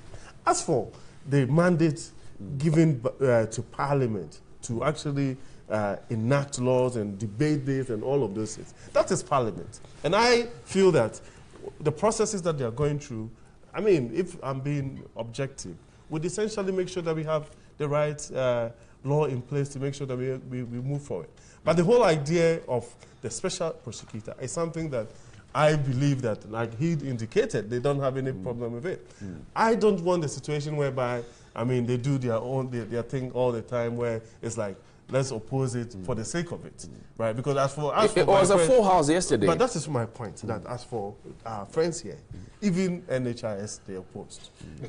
When the president at the time was the flag bearer and says that let's go and do the Northern Development Authority, they said, no, let's use the money to pay. Change has come. You understand? So these are our friends.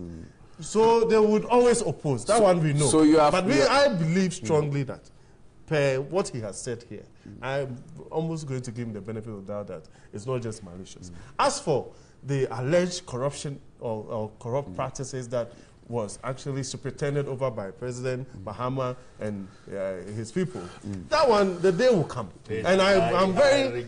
Yes, but you don't have facts. So they can... Do you have facts? Facts of what? To point to it. No, but I have said that. So that's why I use the word advisedly alleged. Those days will come, and people who have actually taken the scarce resources of this country and plundered it and spent it on things that were not meant to do and all that should not be allowed to go scot-free. That one, I believe strongly that he agrees with you. You can stall the process, you can do all sort of shenanigans and all that, but the day will come. Eric, a second reading yesterday had a full house. So what's your fear? That is it. No, but the second reading had a full house. Easy, listen. They had a full house. When they say these things, and I always try to restrain myself from trying to equalize. This is an NDC. Don't equalize. I'm telling you what happened in Parliament yesterday. I'm giving you an example. You remember the CDB loan?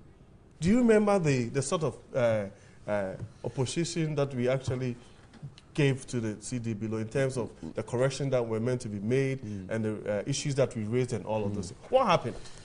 They went ahead and passed it, right, with all the errors and all of those things. And as we speak today, we're not able to even get the full benefit of what that thing that we're meant to do. Okay. So if you sit here today, because you're in opposition and say that, oh, you'll have their say and they'll have their way, it is also very almost like hypocritical to that point, because we run a majority system.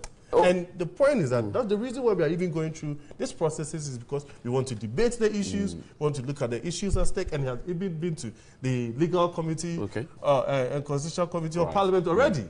Right? So some of this, yes, that is their job. So for me, let's wait.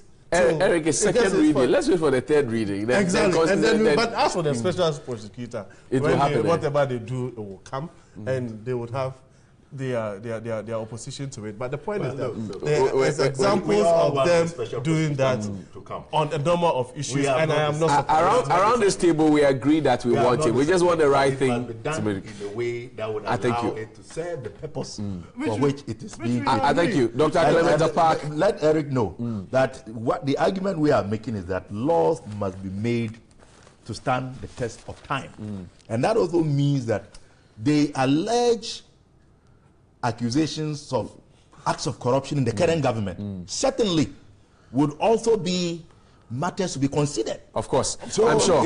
Dr. Clement Park is the MP for Bosa South, and Eric Chum is the BTCO, Ghana Export Promotion Authority. Yes, we're told that Ghanaians spend more money on funerals than on tourism. Are you heading for funerals this weekend? I have a funeral on Sunday. Okay, so you'll be spending. It's not spending. We're just going to commission. I also have a funeral too in Fumbisi, in Bosa South. I won't go there, but my representative certainly would go and represent me. I see. So the GSS was correct about this. Well, it is, it is part of our culture, our tradition.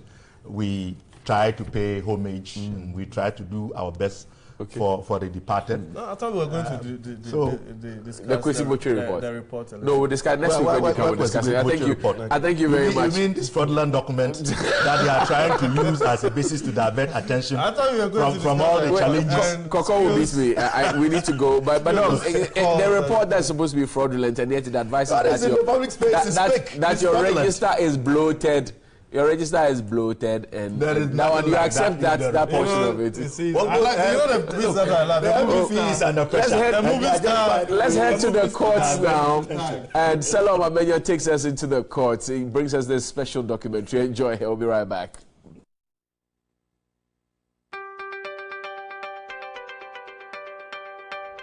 Exactly a week ago, on October 20, the Supreme Court dismissed an application by businessman Alfred Agbesiwoyemi seeking to stop the state from the valuation of his property.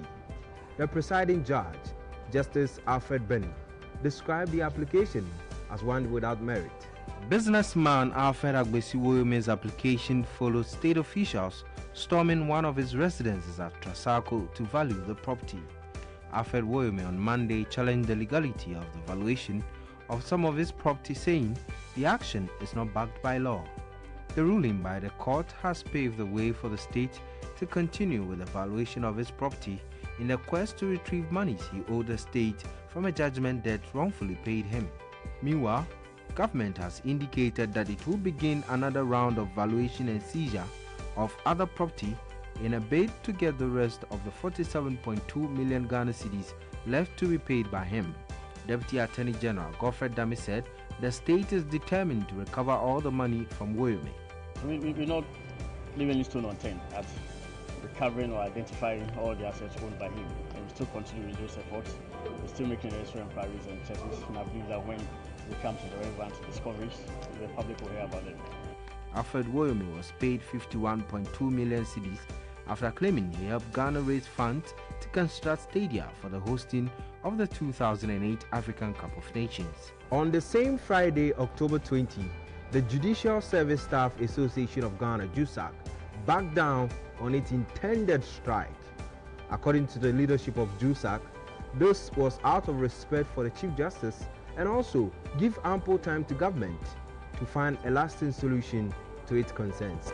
The Judicial Service Staff Association of Ghana, JUSAC, in a letter to the Minister of Employment and Labour Relations and signed by General Secretary of JUSAC, Derek Annan, demanded the payment of their outstanding rent allowance, which has been in arrears since January 2017. JUSAC threatened to declare a strike if government failed to make the payment on or before October 19, 2017, but has revised its roadmap after an emergency national executive meeting. President of JUSAC, Alex Nate, explained this was out of respect for the Chief Justice, Sophia Kufu.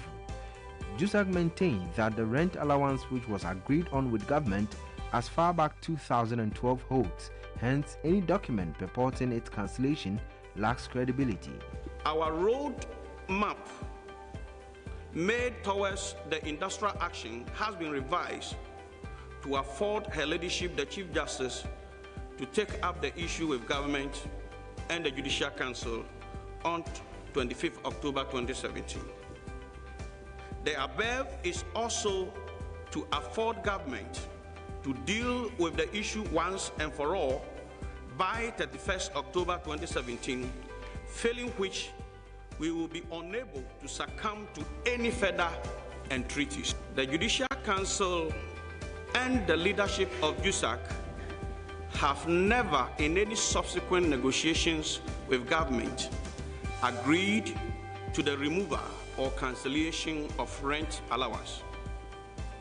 Neither has the approval letter by government on our recent consolidated salaries cancelled the rent allowance that our members have enjoyed over the years. JUSAC therefore implore on the rank and file to take note and cooperate with its leadership in making legitimate demands. On Tuesday, October 24, an Accra High Court set October 31 to give a ruling on an application for injunction filed by some 1,001 workers of ECG to stop government and the Millennium Development Authority from going ahead with processes to give the Electricity Company of Ghana out on concession. This was after the legal argument of lawyers for both applicant and defendant on why the court should not put the process on hold or otherwise. Lead counsel for the workers, Martin Kwebu, moved the motion for the interlocutory injunction, insisting that, per document he has cited, almost 6,000 workers of ECG are assured of only 5 years' employment after the concessionaire takes over.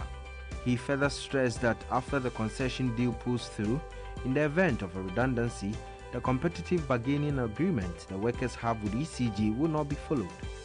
Lawyer for ECG, Cephas Gali, argued that the application was needless, maintaining that it is only ECG which can declare a redundancy. The Deputy Attorney General, Godfrey Dame, for his part, said the compact agreement has not been completed. Until that is done, there is no cause for action.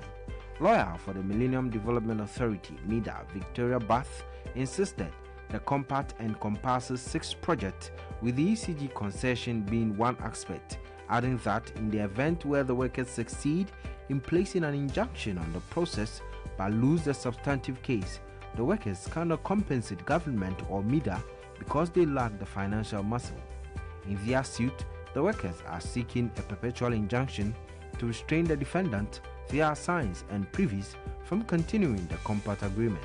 To the Circuit Court now, High Life musician Accra Japan has been granted a 160,000 bail with 3 sureties in the case in which she is alleged to have conspired with another person to defraud a businessman to the tune of 105,000 cedis in a land deal. As part of her bail condition, one of the 3 sureties should be a public or civil servant earning not less than 2,000 Ghana cedis. Accra Japan on Tuesday pleaded not guilty to the charges of conspiracy to commit crime and fraudulent transaction of land. According to the prosecution, the musician and a man identified as Frank Ajuman, aka Killer Boss, sold the land which apparently did not belong to them to the businessman. Ajuman, who has the same charges, also pleaded not guilty and granted bail in the sum of 160,000 cedis with 3 sureties, with 1 to be justified. The prosecutor, Assistant Superintendent of Police ASP Agnes Boafo, said the complainant in the case was a car merchant while Ajuman claimed to be a building contractor. She explained that in February 2017, the businessman wanted a parcel of land by the roadside to display his cars for sale. A representative of Goodwill International Group, Philip Akbina Asibit, has told an Accra High Court it was not possible for NYEP to pay UNDPI because there was no contractual agreement between the two. He said if former Minister of Youth and Sports testified that payment should be made to UNDPI, it confirms that some work was done by Goodwill International Group. Philip Akbina Asibit told the court the charge preferred on him that he deceived the ministry and NYEP by securing $65 million from World Bank was not true. According to him, the former Youth and Sports Minister Kofi Humadu, in a speech and a cabinet memo, made reference to work done by Goodwill International Group. He said Kofi Humadu understands the workings of the World Bank and is aware that an individual cannot directly deal with the financial institution. He also stated Kofi Humadu is aware that an individual cannot approach him with a story that through his own initiative has given an amount to an institution he, Kofi Humadu, oversees.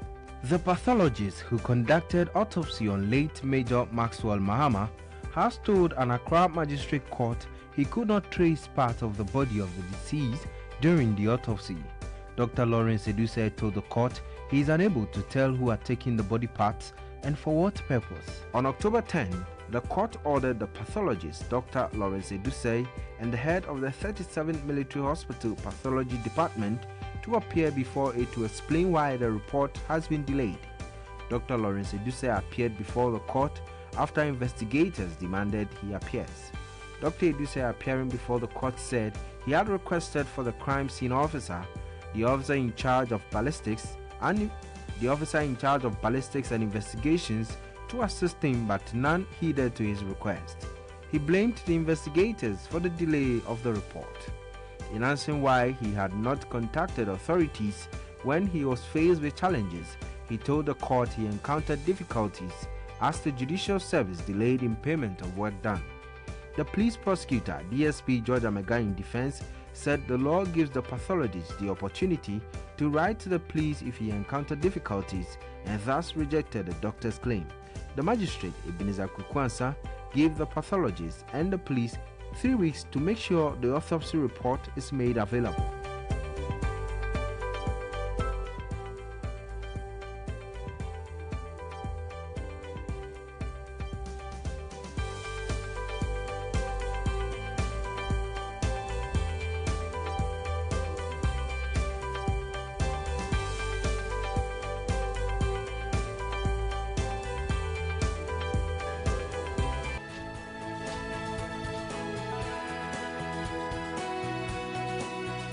Officer at NAPE Foundation, as well as Akoto De Grossi, the CEO and founder of Fat to Fit Ghana. Good morning, gentlemen and lady, and welcome to NewDay. Good morning. So let's delve into it. When we talk about NAPE Foundation, what is it? Okay, NAPE Foundation is an organization, is a non-profit organization based in Accra, Ghana, and Portland, Oregon, USA.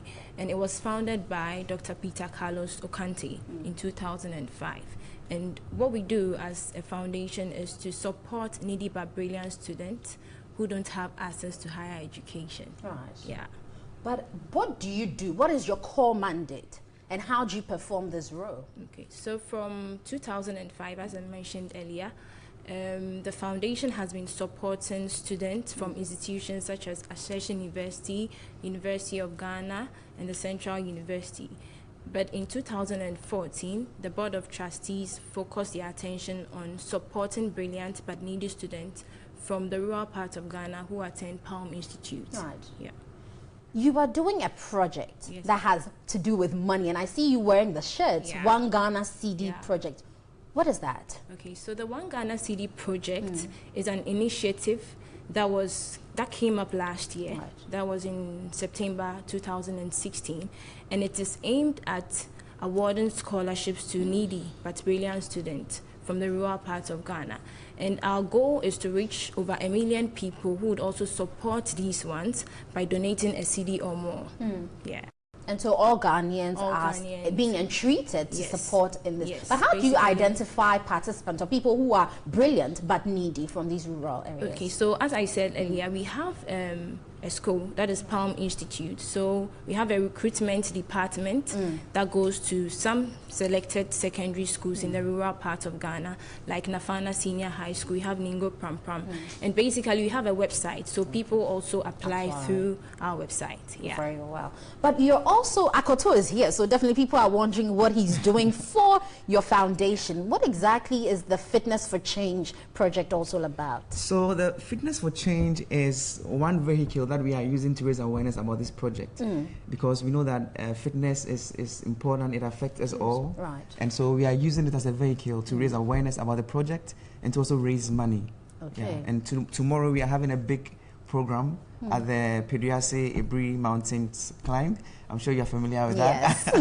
So we want to invite the general public to join and come and learn more about this wonderful project. It's, you know, there are many people who want to give and they don't know how, and they think that they have something small. But 1 Ghana cedi, it's really something you can commit to and support, you know, a very big project. But when people are coming, because I'm coming to walk, maybe I won't carry money on me. So as I'm coming, if I don't have money, how do I support this cause? Okay, so we have mobile money platforms that you can always channel your resources to.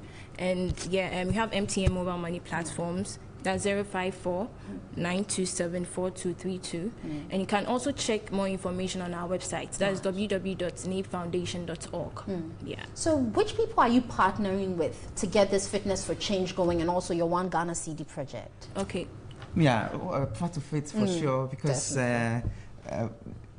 we are one of the main partners, and also our media partners, TV3 and 3FM as well, and other notable, you know, individuals coming to join us for the program tomorrow. But what time does it start? 5:30 a.m. We would meet at the police station, Imensa police station, and then by 6 o'clock would take off and then walk up the mountains and you know, donate and give out flyers about the project and have a big event on top of the mountain, a big aerobic session with B, the bully. And she's going to be there. And as she said, there will be stands for people to donate and also to find more about the project. And also we have donation boxes around, so you can always put your money inside. Will that be only at the Peduase Walk, or is in the whole of Ghana? In the whole of Ghana, we'll be talking to people, big people. We'll go to offices to talk to them about the 1 Ghana cedi project. That's why we are using this Fitness for Change to also create awareness as a platform, to create awareness so that we can be accepted whenever we decide to place these donation boxes around.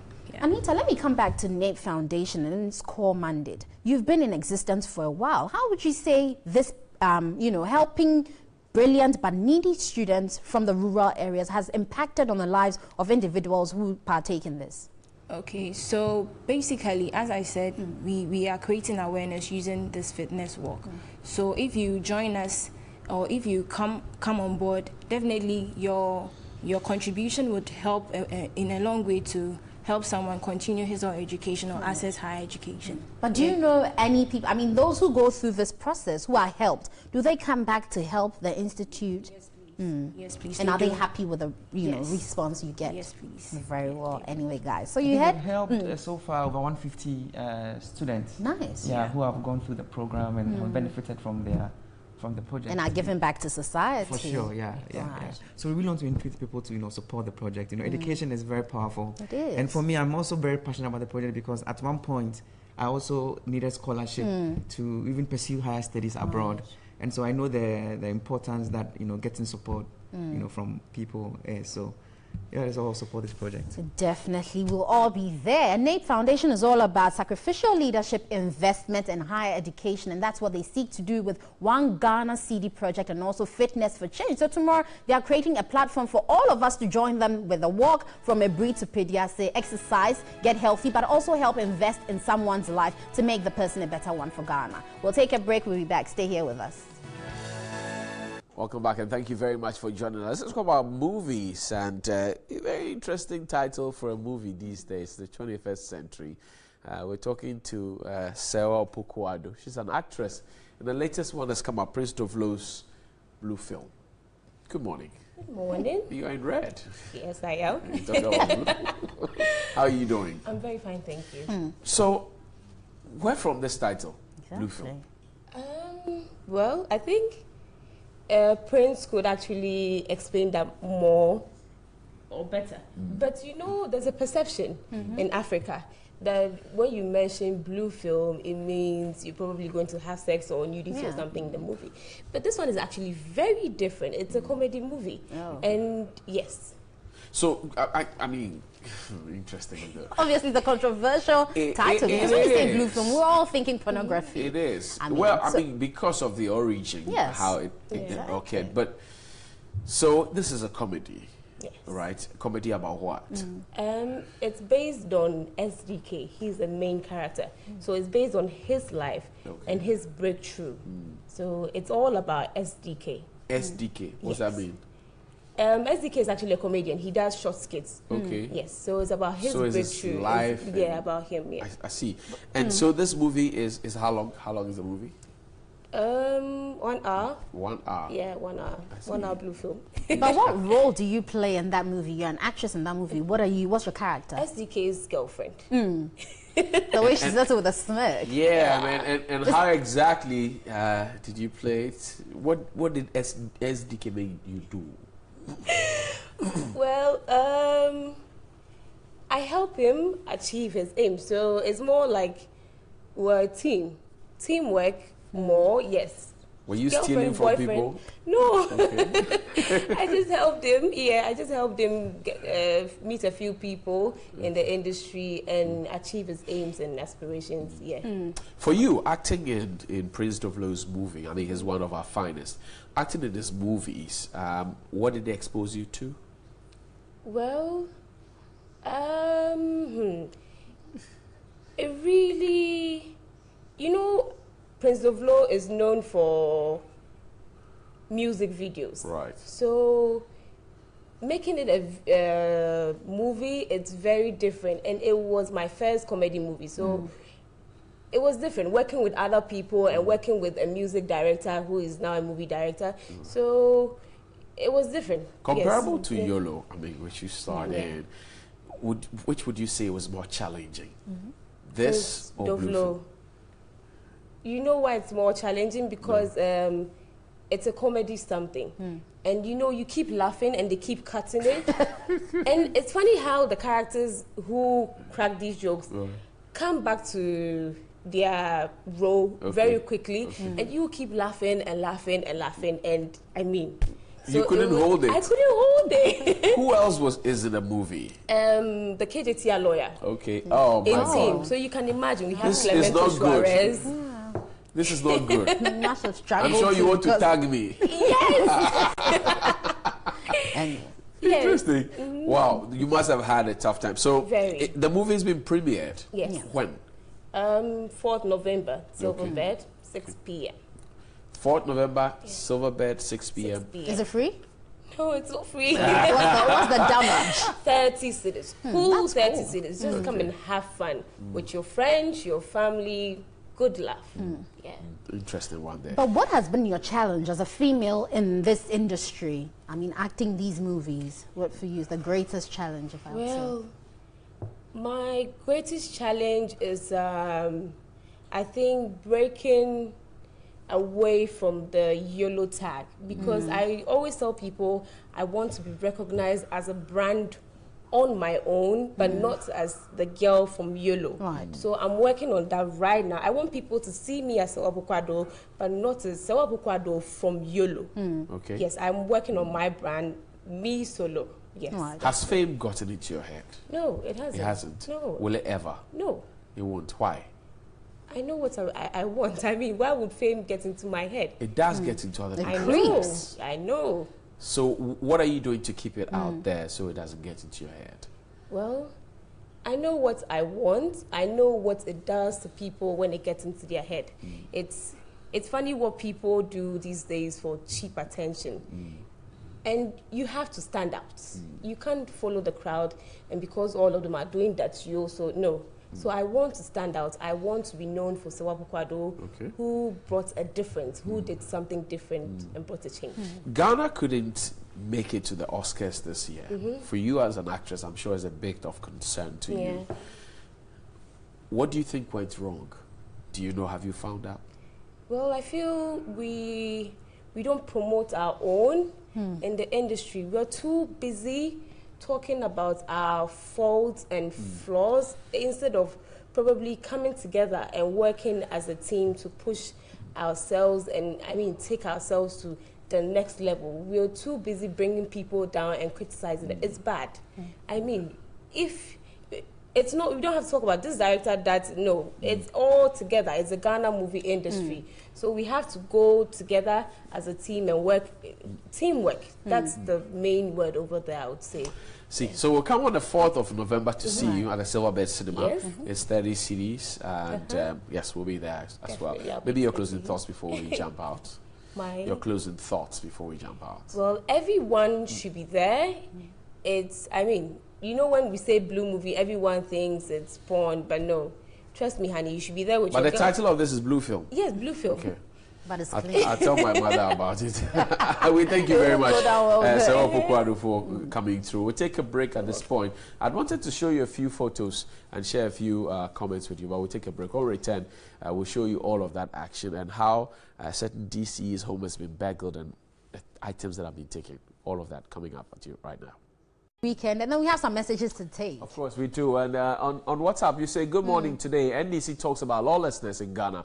They just forgot about Munti 3. No wonder, because the Ethiopia president, Ghanaians had short memory. May Allah bless the people of Ghana for showing Mahama indeed they don't have short memory. Tofik in Kaswa 94. A Pajo of big shows near Kwada Sonio Market says the current crop of leaders in the NDC are just greedy, selfish, power drunk.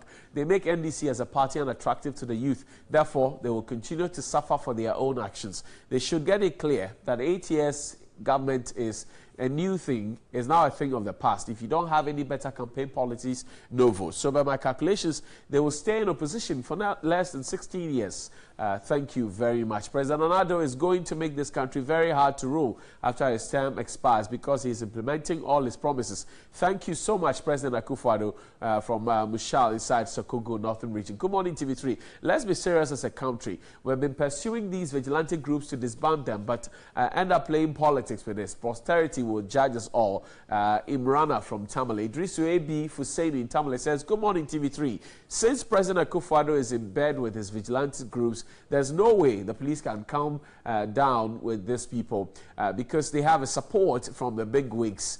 And we should forget that it's the current president who wants and import missionaries from Italy and 3 South Africans to have them trained. And so if these vigilante groups are being trained by this current president when he was in opposition and are now exhibiting their experience, who can we blame? Isn't the one who trained them? And so President Akufo-Addo should accept the blame. Good morning, TV3. Please tell the gentleman and the Ghanaians that Ghanaians did not vote for the NPP to come and continue the mistakes of the NDC. But if you think so, 2020 is just in one corner. Felix and Alajo. And good morning. It's clear that it is the president and his vice who caused all these problems. They make a lot of promises to the youth about employment and now denying them. You think they will not react? Their lies will haunt you. Fatal in Wale Wale. The IGP is bragging. He can't pursue the NPP vigilantes at the presidency. His senior officer was assaulted, and up to now, the IGP can't pursue and punish the fellow who is now walking free as a hero. Ghana now looking like a banana state.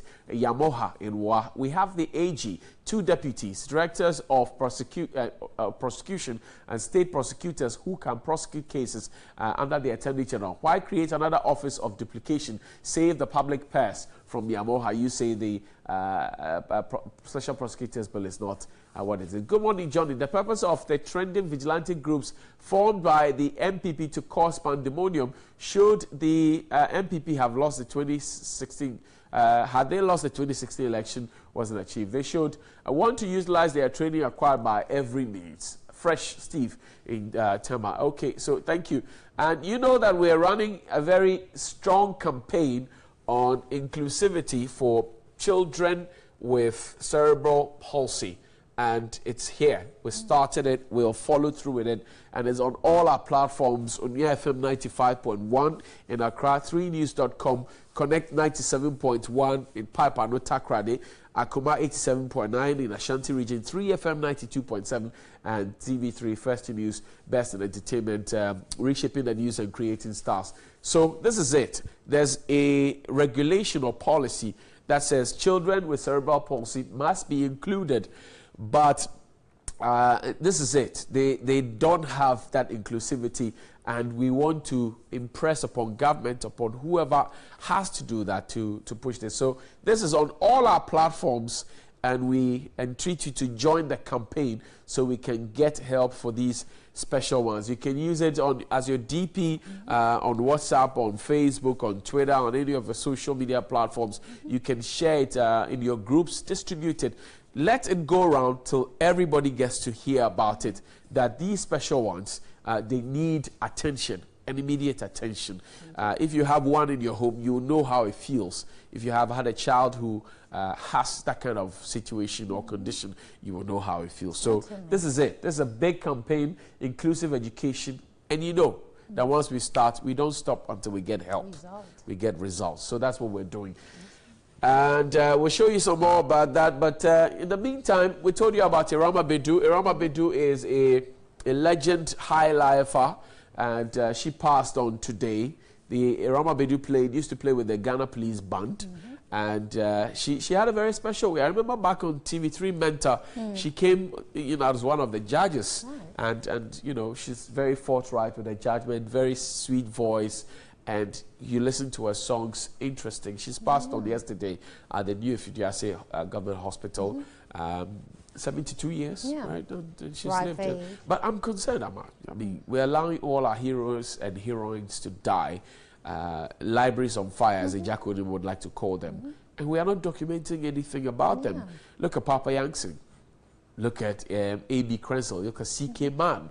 Look at all our great people, and we're letting them go. Look at McTonto, he passed on, and on and on and on. Bob Pinodo, Rexoma. Yeah, Johnny, we keep saying it. It sounds like it just falls on, deaf ears. But it's high time we look at it critically. We should collect these information, data. We should keep it as history, if not for anything at all. Let your child come and learn about someone as great as that who shaped some industry in Ghana for one reason or another. But anyway, let's remind people of what's happening this weekend. Today, we're having the free health screening at Osu, so you can walk 5 Junction and get yourself checked. We're honoring Professor J.H. Nketia at the Emmanuel Presbyterian Church in Medina on Sunday, and then also Fitness for Change. Go out there tomorrow and donate 1 CD to change the life of someone. And Sunday will be GMB 8 p.m. sharp. Yes, and so it's a packed weekend. That's a Rama Bedu on your screen right there. Yes, but Coco, this is the icing on the cake. I wanted to show everybody. So, enewsghana.com reports that the Boli DCE's residence has been burgled, and guess what was stolen? Panties, sponge, and towel. Interesting things people want to steal these days. I feel so depressed. I'm not sure if they plan to sell it and make money off it or use it. I mean, this was someone in distress. But is this burglary or is it petty theft? Petty theft. This one, the person, unless the person didn't know. Maybe they took a bag and these things were in the bag. They thought it was cash, but this is what they opened up. So otherwise, it doesn't even make sense. So the DC, I won't waste energy. So the DC couldn't buff, like. Oh, but as for sponges, it's but if she has to go for a meeting, a quick meeting, I should just polish on. She just polish on that. Quickly, and then when she steps out, she'll get some. Anyway, guys, happy birthday to you, Johnny La, my brother. Happy birthday to you. If it's your birthday, enjoy. Great day. Friday, it's Community Connect, 3 p.m. to 4 p.m. on 3FM 92.7. We'll meet out there at the Soup 5 Junction, and you be good. Myself and Mama, we're going to find some watches to chop. Quickly. Today we even do Tuesday. No. Brenda said we should do Kokonte. I don't Kokonte. This one, I'll just be dizzy.